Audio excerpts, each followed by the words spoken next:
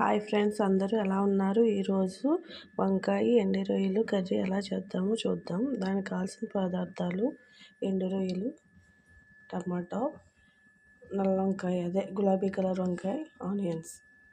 ముందుగా స్టవ్ వెలిగించి బాండి పెట్టుకున్నాను. తర్వాత ఆయిల్ వేసాక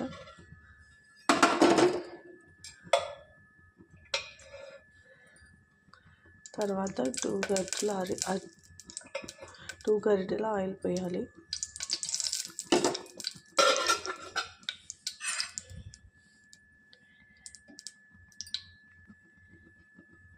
ఆయిల్ వేడెక్కిన తర్వాత ఎండు రొయ్యలు వేసి బాగా ఫ్రై చేసుకోవాలి.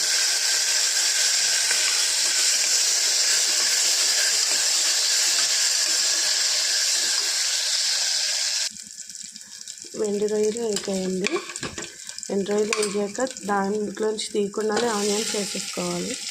ఆనియన్స్ ఇవి కూడా గోల్డెన్ కలర్ వచ్చేదాకా వేసుకోవాలి.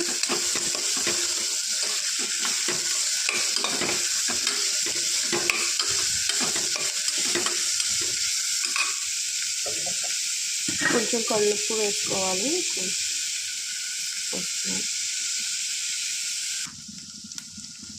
ఆనియన్స్ వేగిపోయాయి. తర్వాత వంకాయ ముక్కలు వేసుకోవాలి.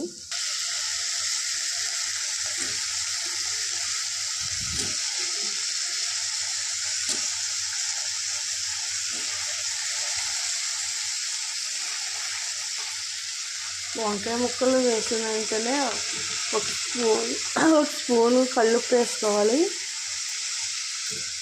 కల్లుప్పు వేసి కలపాలి, లేకపోతే వంకాయ ముక్కలు కండ్ర కింద వచ్చేస్తుంది అన్నమాట.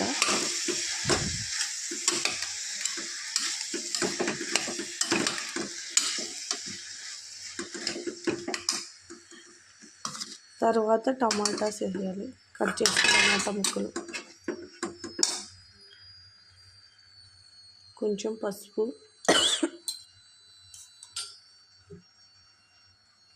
కారం కొద్దిగా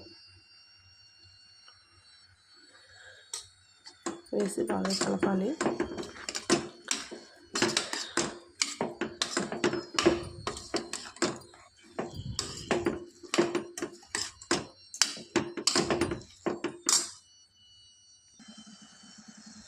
కొంచెం వంకాయ ముక్కలు మగ్గిన తర్వాత కొద్దిగా నీరు పోసుకొని మూత పెట్టేయాలి. 2 విజిల్స్ వచ్చేదాకా ఉడికించుకుంటే సరిపోతుంది. 2 విజిల్స్ వచ్చాక గ్యాస్ ఆఫ్ చేయాలి.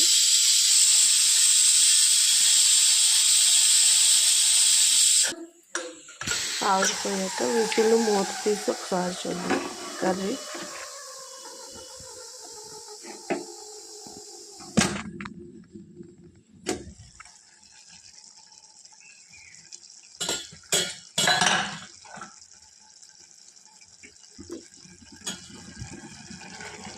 కలపండి. దీన్ని ఒక ఉడికితే బాగుంటుంది. కుక్కర్ విజిల్ మూత తీసాక ఒక 5 సెకండ్స్ ఉడికితే బాగుంటుంది అన్నమాట.